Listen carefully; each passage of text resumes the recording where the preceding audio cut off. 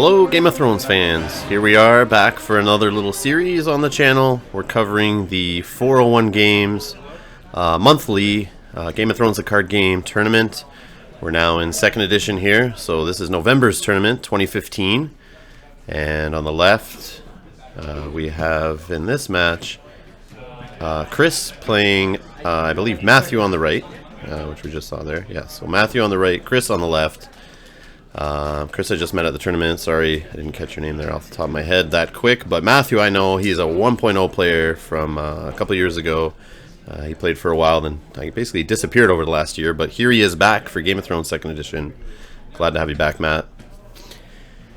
And so we're at 401 Games in Toronto, Ontario on Sunday, November 29th, playing 4 rounds of Swiss. So I recorded a match every round. I know Throne Runner had his camera there. So I know he'll be posting. I hope he's posting those videos. I played on one of his recordings. So he grabbed a match every round. I recorded a match every round. So we should have 8 to the games. We had 12 players, I believe, show up for this one. So not that great, considering the one before this in October we had 18 players.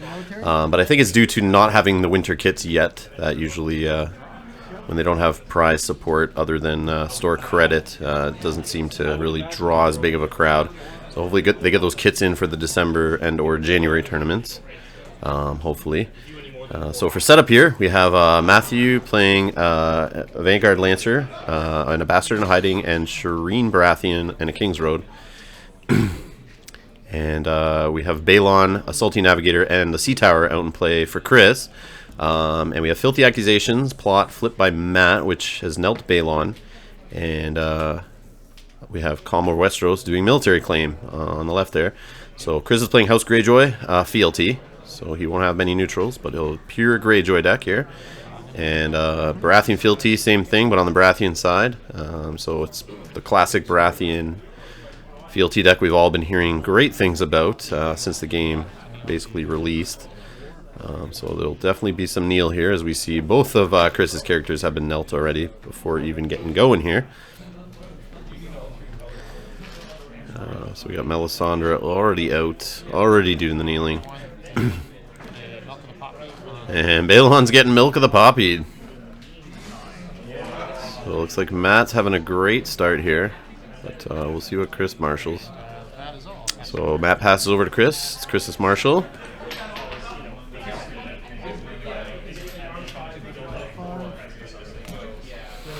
And he's taking 5 economy there. He has the reducer. Now he has 2 of those reducers out, so he's played his limited card this marshalling phase.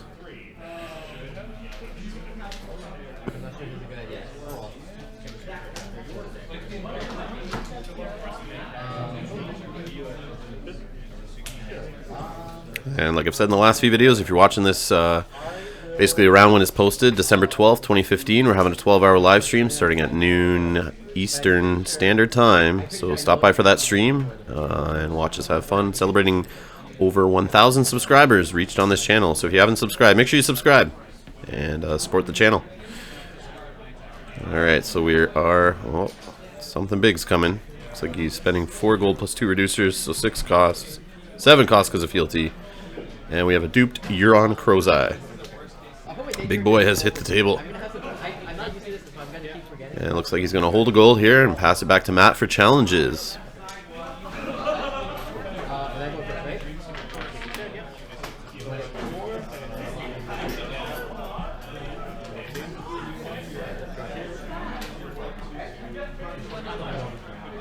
I'll do an intrigue strength 4.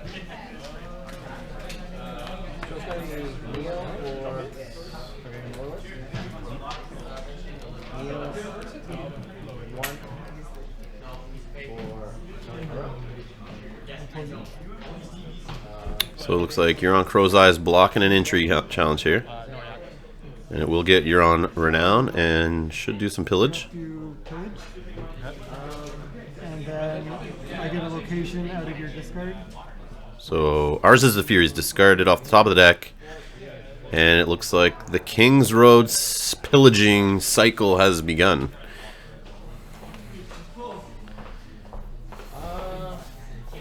So Euron going to work first round here. doing what he can on defense. And Matt does not, or Chris does not have to worry about military due to calm over Westeros, so he just blocked intrigue. So looks like I'm gonna do a military challenge. looks like Matt's gonna do a military challenge, 1 strength, just to get the unopposed power.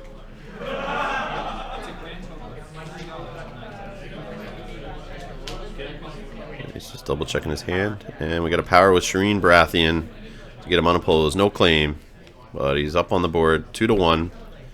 So Passing to Chris. you're dominant. Dominance goes to Matt, so he's now up 3-1. And we're gonna stand. On to round 2.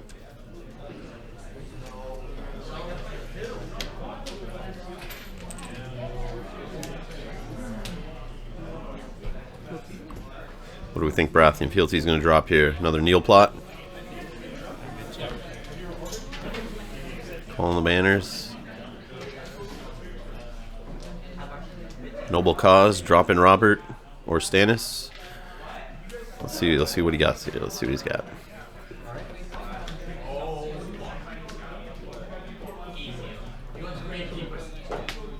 So that was 3. Yeah. It's tough with those Greyjoy decks, all that stealth. Just constantly getting knelt each round by Baratheon.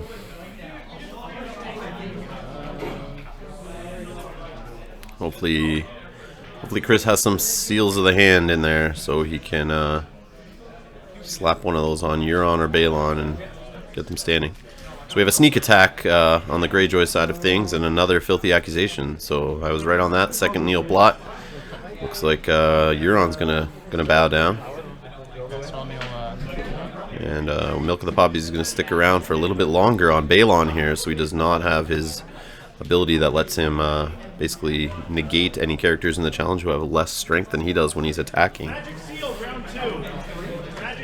So first player has gone to Chris here, and he's collected his 5 gold. He's got that beautiful King's Road that he stole last round, and his 2 reducing locations. So he's got the economy for sure. Just can he make that 2 claim count here against the Neil? It's the trouble if Matt has 1 R'hllor card in hand, he's going to get a Neil off Melisandre, and Consolidation of Power would hurt too, I'm sure. Kneeling out another character, but we'll see what kind of military defense he can put out here. So does this go to your discard or what? 3, 4, 5. So reduction of 5 for Asha.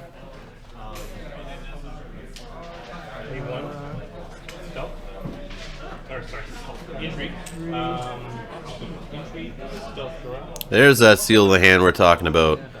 So Euron will possibly be back into play again this round. Yeah, at least he should be. Unless that is cancelled somehow.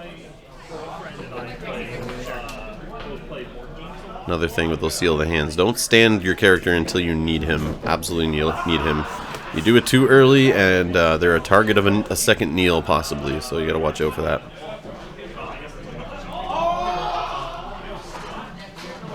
Unless you're playing Lannister and you're worried about them getting their gold to cancel the stand. Or sorry, if they have the possibility of treachery being in their deck, should I say. You might want to spend the money, or spend the action and do it ahead before they get a hold of some gold. So the Great Kraken is out, duplicated. That means Balon's got some stealth gained from the location. Even though he has Milk of the Poppy, he now has stealth because it's gained from another card. No, I'm actually not entirely certain about that. I can see why it would. Yeah. Does it go to my discard? I think it might. Yeah. Do you want to ask? So we're having a little trouble. They just brought up a question about the King's Road going to the owner's discard pile. Matt's thinking that's a little too good, so he's questioning it. So Chris has gone to ask the judge, aka myself, who is running this tournament, to see if it was okay. But yeah, cards that are discarded that you take control of go back to their owners, discards or dead piles. Yeah. So that repeatable pillage reaction off of Euron can happen over and over and over. So you got to stop Euron. Don't let him trigger it. Don't let him win a challenge. Don't let him get that keyword off. Or just don't use your King's Roads. That's another option. It does suck, but I've seen players get in that mode, and they're worried about it. But the way I look at it is I let him steal it, take my King's Roads, flood the board, then Wildfire just hurts that much more is how I look at it. But I mean, sometimes they're getting out with some big dudes, and if you don't have answers for them, like Tears of Lys or March to the Walls, Milk of the Poppies, those kind of things, it's trouble. Yeah, it's trouble.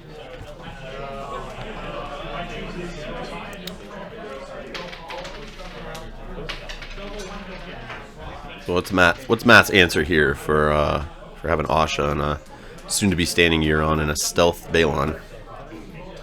2 claims staring down at him too with sneak attack.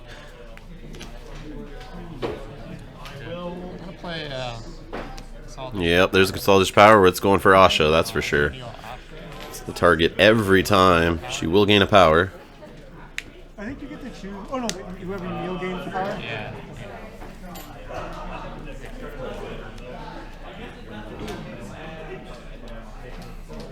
4 gold remaining, plus fealty reduction, and his Dragonstone Port. And yep, here we go. 6 costs. I'm seeing Stannis, I think. Yep, Stan the Man is on the board.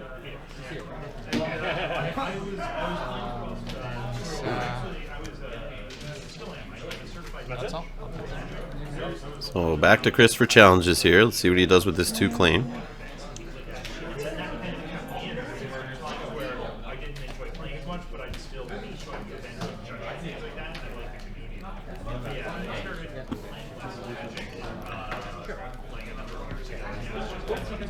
So is there an action window right now? There is. So yeah, before. Yeah, it seems like Chris is a little newer to the game, so take it easy on him, guys. If we notice any mistakes happening, he was just asking if there's an action window in challenges before challenges are initiated. So I think he's wondering if he can use the seal of the hand right now.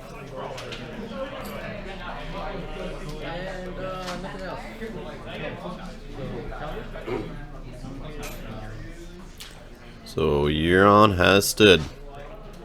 I don't know. He's jumped right into the challenges. Didn't give Matt his window to play Scene in Flames, but I guess he doesn't have any gold left, so that's not happening anyway. I have no money. So just checking on the money there that Chris brought up. So looks like military of 8. I will pose it with 1. And Matt will chump block with 1 to block the unopposed. Okay. So no reaction for me. You're good. No reaction. Yeah. Okay. So well, I guess I have a reaction. Oh, yeah. No action. Yeah. So he gets that. Again, the pillage. So Fiery Followers is pillage. They're doing this in the wrong order. Because Matt asked him if he had any reactions, so he believes that Euron's reaction is going to go off right now, but it actually goes off when keywords go off. Because it's a reaction to the keyword happening, so he does steal King's Road. The claim happens. Looks like Shireen Bites the Dust does her kneel effect.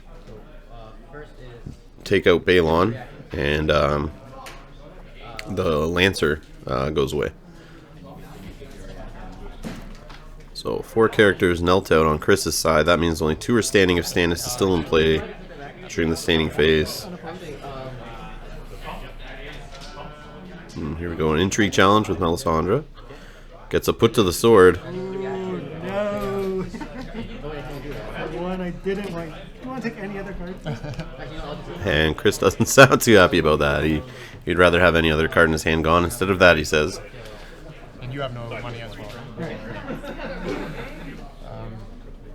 So do a military at 2. Alright, military at 2 with the Bastard in hiding. And that'll be unopposed. And a Salty Navigator bites it for claim. And then I will pass. And it looks like we're going to Dominance. Which Matt takes, so Stand just 2. he's up 6-3. So only 2 characters will stand. I mean, I would just stand Balon and Asha and then use the action afterwards with Seal the Hand. Next round to stand Euron.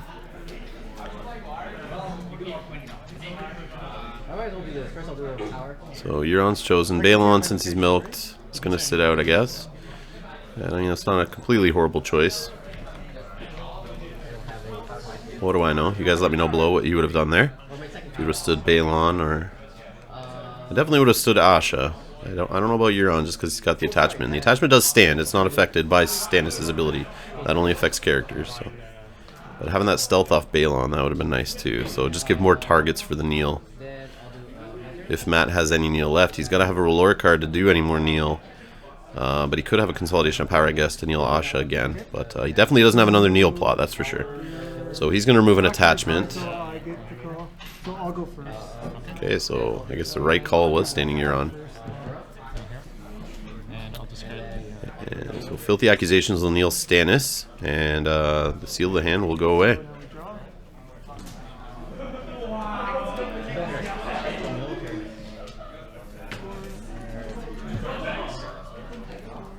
Yeah, that's interesting. I've seen that a couple times now with Baratheon players using the confiscation attachment removal plot on the offensive instead of defensively removing Milk of the Poppies off of Robert or Melisandre.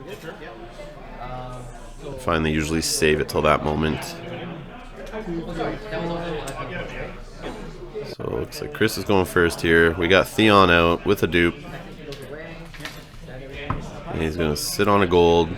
Didn't use his fealty reduction. Do you mind if I take this back and heal her? yeah, sure. Oh, he's going to sit on 2 gold. And use the Fishmonger. Yeah, I guess he didn't want to use the King's Road there. I mean, I would have done it. Just to throw it back in the opponent's discard pile. I mean, try to pull it back with Euron. But Euron may get knelt out here. I could, but I didn't, like, in that case I did win it. No, just saying, so yeah. I also forgot to renown and Could have saved a little more gold, maybe. Had Met sweating a little bit. Help out for those dominance wins that he keeps losing, too. Getting that extra gold out there. But I don't know what's in his hand, so... Who knows? Who knows?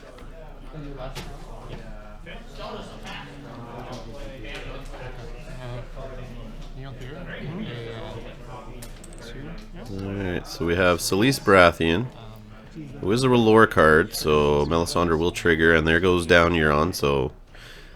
Yeah, what do I know? That King's Row would not have come back. Would not have come back, because it would have stayed over in that discard pile. But... Looks like Euron's the primary kneel target right now.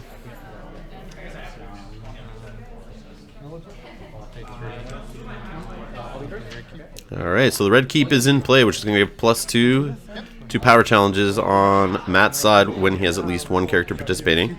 And if he does not lost a power challenge during the challenges phase at the end, he can draw 2 cards.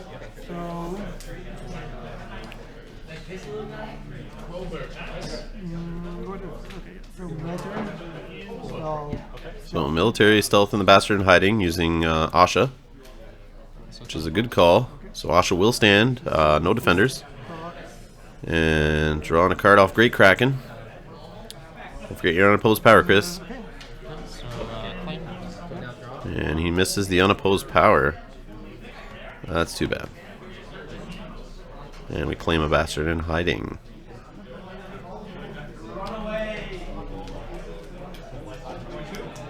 I've done that myself playing the Greyjoy decks. They get so much power from all their reactions off like Theon and Great Kraken and unopposed and Renown and whatnot.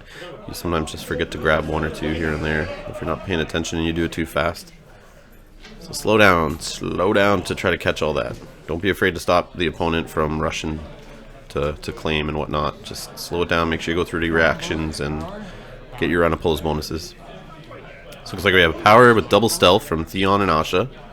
So he gets that for unopposed. So unopposed trigger off Theon. Unopposed on the house card. Asha should stand.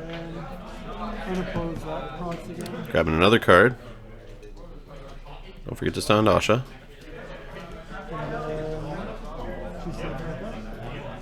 Alright. I think you should have 1 more for your house too, right? Oh, Matt's being nice here, and he should have another unopposed. So you took 1 from... Is he really being nice, or is he just putting more power there to steal? Oh, jeez. I mean, I know I always remind my opponent so that I have some to take. You might have to take 1 more from my first unopposed this time. I've been forgetting to do that. For whatever reason, when I've been getting those Chris is unopposed- admitting he forgot about unopposed. He didn't do it first round too, I believe. Oh no, first round was only one challenge. He didn't miss it, but he did miss it here. But Matt reminded him. So, but yeah, it's a good thing to remind your opponent to get his unopposed power if you need it on there to steal, especially when it's barely any power. Well, looks like Chris is racked up to 6 power against Matt's 5. So intrigue at 2. And we have an intrigue with Celise. 2 strength. No defenders. Matt's tied the game up at 6. And he's going for one of those juicy cards. And it's an Elenis.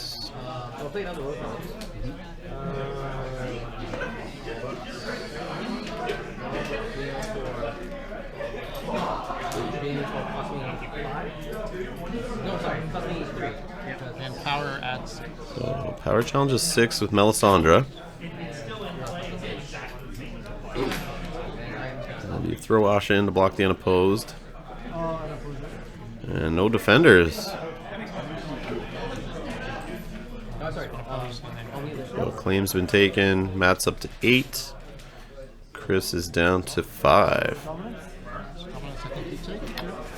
And back up to 6 with dominance. Standing, we each only stand 2. Yeah, so point stand 2. And because Stannis is still hanging out, only 2 characters will stand during the standing phase for each player. So it's smart on Chris not to throw Ash in for the defense there. Just an extra character he's got standing for Matt to kneel. I mean, for challenges. I don't know if you guys detect the bitterness in my voice, seeing Baratheon Fealty kneeling out there on the video. If you've watched my live streams and my deck testing and whatnot before Worlds, you'll know I have my distaste for the Baratheon Fealty. So I will choose my plot to trigger first. I'll go first and my plot triggers. Alright, so Chris has chosen himself to go first, so that March will go off first.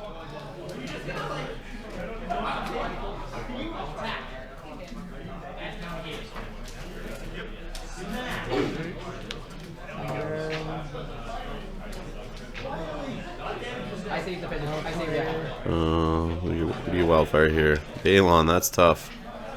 I guess he doesn't have any attachment removal. I mean, he's got the event, you'd think. We do not so to get that attachment off, but I'm not sure. I'm not sure what you do in this situation. I mean, you have the Dampare strategy of pulling him back, but that's tough to see Balon die. Especially over Theon, but Theon's stealth. And he's duped, so he's going to work there, that's for sure. And before Robert comes out, you could get Theon getting you to help in that power rush theme there, trying to get you up to the win quicker before Vera gets the lock on. I mean, they got their card draw out, so this could be trouble. So we have the army from Greyjoy out there, the pillage army. I forget what they're called, Black Wind's crew, I believe. And Little Bird on Asha, so we got some intrigue action here now on offense, possibly. Start putting some pressure on the hand of the Baratheon player. And Chris saves 3 gold.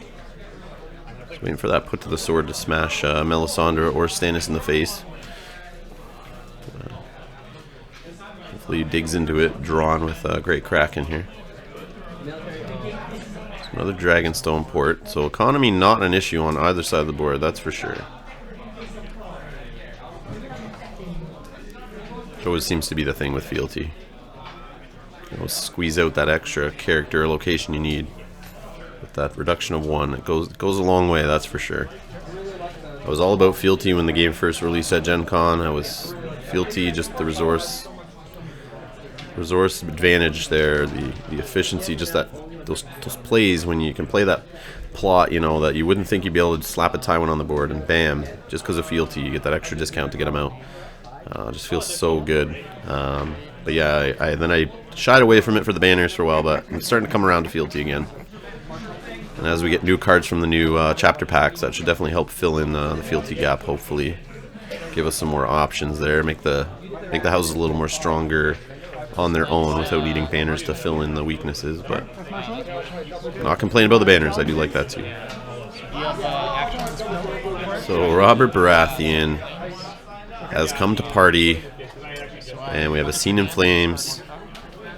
Just gonna kneel someone on the other side of the board. So we got a We Do Not Sow and a Risen from the Sea hiding in Chris's hand here. We'll take the Risen in this case, but I mean, maybe We Do Not Sow. You want to keep your red keep, but it depends if you're worried about the unopposed. But yeah, I don't know. I guess I would have taken the We Do Not Sow, that's for sure. But Matt chooses the Risen. Yeah, you want to protect that red keep. So Asha has been knelt, so Asha with her little bird is not going to go off this round.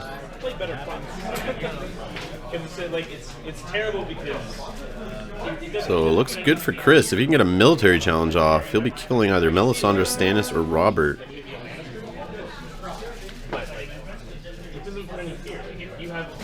It's too bad he didn't have that marched for next round.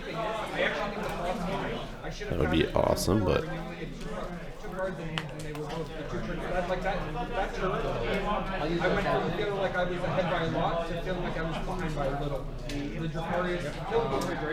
You have.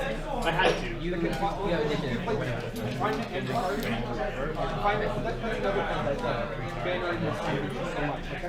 do you do here? Do you focus on the military first, kill somebody, and then try to push through the power challenge? He doesn't. It's every other character.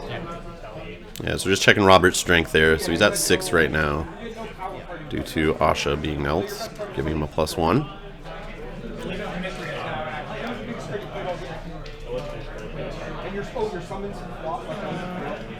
It wasn't a fail. I wanted to try because I have the cards. So it looks like he was trying to do Theon and Euron there. Not sure what challenge type, but he's backed out.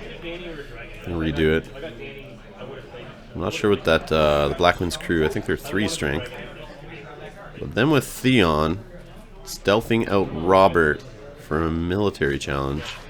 So we'll stealth the big guy. Would be what I would do, and I think that's what's happening here. Military. Yeah, so military of 6, stealthing Robert. If I were him, I'd throw Stannis in to block the unopposed. I believe Stannis needs to go. I would pick Stannis for claim personally, but So no reactions. Oh, yeah, so that was pillage. And then you opposed it. No, he doesn't get anything. So it's on to Graham. So I'll choose Stannis. yep, Stannis is claimed for military. So we will be able to stand all of our characters this standing phase.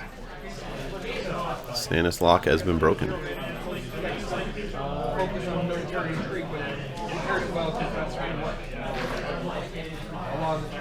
They'll do int.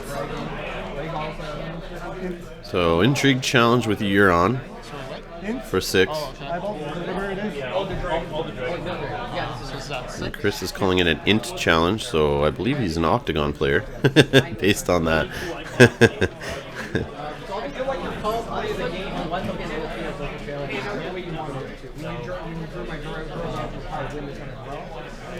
No, I Used to play on octagon. Yeah, he just said it. He's used to playing an octagon, so he knows it is an int challenge, not an intrigue. Didn't know the word. Okay, that's gonna go unopposed. So no defenders. Can he steal the red keep? Unopposed. I'm going to do this right here. So reactions happen first. Yep, that's right. So pillage. So yeah, they're doing it wrong order again, but pillage is milk of the poppy. No! Matt just gives him the King's Road. The red keep. You need to steal the red keep, Chris. He played you. Matt, you sneaky bugger. I saw what you did there. You slid right to the King's Road and threw that out in his face.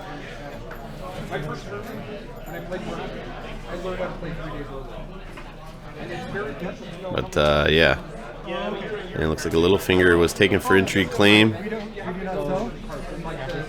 And a we do not sow reaction to get rid of the red keep. So we're all out of order here. But reactions and keywords all flying around in the wrong order and claim and unopposed and whatnot. So I believe Chris here is at 8 power, and Matthew is at 8 also. So we have an unopposed intrigue with Melisandre.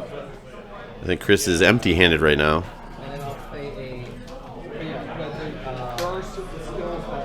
I was going to say Matt wasn't going to lose a power challenge, but it doesn't matter anymore. No red keep.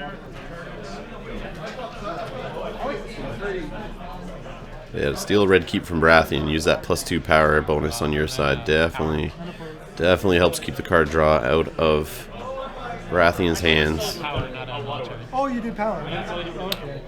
Okay, power challenge with Robert. So he's going to get renown, claim, and unopposed. So 11, 12. Okay, so that.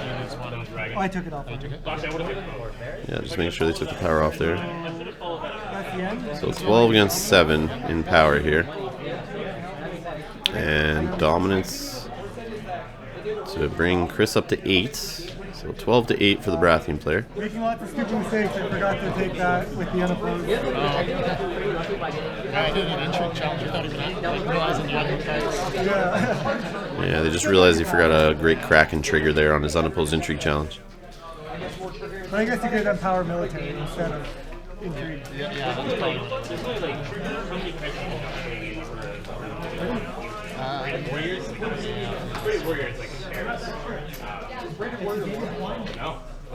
Okay, we have Counting Coppers on Chris's side against a Feast for Crows on Matt's side. So if he wins dominance, he'll get 2 power off the Feast for Crows. And Matt will take 3 cards for the win revealed off Counting Coppers. Which is fine, it doesn't stop. Like I should be complaining for girls because I think I had the parents and it's the way you do it for Okay. but it's really scary on your end because you don't know. And even the one on the Greyjoy one is really good for anything else. Ground men can be okay. And we have an Iron Fleet Scout played. One strength or 2 strength on first player. More attack production. That's good now that Chris is going first. He does have a +2 strength bonus off that Iron Fleet Scout when he needs it. I needed that. I think I needed that almost. I think that was the one card that I needed the most. Okay. I will leave it at that. I needed to kill them early. Your military count was getting out of hand. I couldn't. So looks like Chris didn't get the characters he was looking for. I mean, he got a dupe for Asha, but he does have the Kingsrow that's going to sit there and chill in those sea towers. So he did not see another Greyjoy character, I believe. It's too bad. So Robert's duped now. And there's another King's Road in play. I think it's so good on like if you have a bad setup and your opponent has a good setup like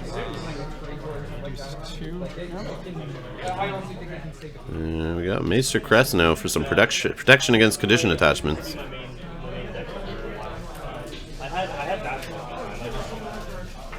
I don't know. And we're checking Little Bird if it's a condition. I honestly can't remember if it is.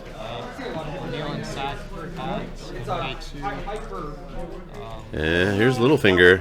Gonna draw 2 cards from Matt, just the right time. A few more cards in hand, give him some more options with his money he's got remaining. Okay, there's a Melisandre dupe. She's not going anywhere. Not looking good. That's what I was talking about. Rushing for that win before Baratheon gets it all set up. But the red keep's gone, so it's not completely set up, that's for sure. No painted table. Any action? Another Scene in Flames here. So another Neil. He's going to look at his hand. Why is that Seal of Hand not in play with that 3 gold there? He was getting greedy, going for the put to the sword. That's why he sighed when he saw the dupe on Melisandre. Oh, that's too bad. Too bad. And Asha's going to go down for the trigger off Melisandre.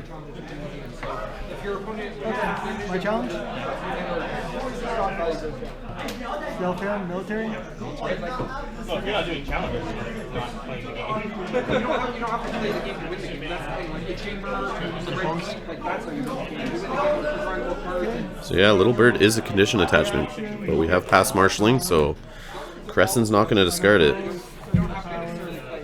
Doesn't matter, I guess. Asha's knelt, but Going to use that and take a power. so power front oppose off Great Kraken. Okay. So plain discard. Puts Matt at 11. Should be at 12 if you remembered his trigger off Great Kraken before. It's also a mean deck. Okay, once I got a hand. So Matt does go no defenders, claims a duplicate off Melisandre, feeling a little safer knowing there's no put to the sword in that hand. And I did have enough like really guys that I was just okay with letting them die. Although, well, I guess it depends on. Matt's still holding steady at 12 power. You gotta watch out with that dominance. He wins dominance and triggers Feast for Crows. He just wins. Doesn't have to do any challenges here, so I don't know. I don't know what Greyjoy can do here if you can't steal some power back. But what do you do with Bob staring down at you, who's just going to come back and do a power challenge? I honestly think this was lost for Chris at the start of this round. There was no way out. What? We'll see here. What do I know? And it's like, because I was looking for a reason to play Merchant Prince, and I was like, All we have left is a Blackwind's crew standing in Euron. We have the Iron Fleet Scout. And past the dominance. Here we go. Feast for Crows, trigger, dominance trigger, or dominance power, sorry. Oh, 2 on top of that. Oh, yeah, Chris didn't realize it was an extra 2 power on top of dominance. But either way, you have Robert out with Renown, and power challenge win possibility. So Matt takes it with House Baratheon fealty, and beats the Greyjoy fealty played by Chris. So congrats, Matt, on the win. Thanks a lot, guys, for playing. And thanks for coming out to 401 Games in Toronto to play in our monthly tournament. So guys, keep an eye on the channel. We're going to have 3 more games in this series here from the tournament, 1 for each round. So make sure you guys subscribe. Comment below if you see anything in the game, you want to give some feedback. And I'll see you in the next video. Thanks a lot, guys.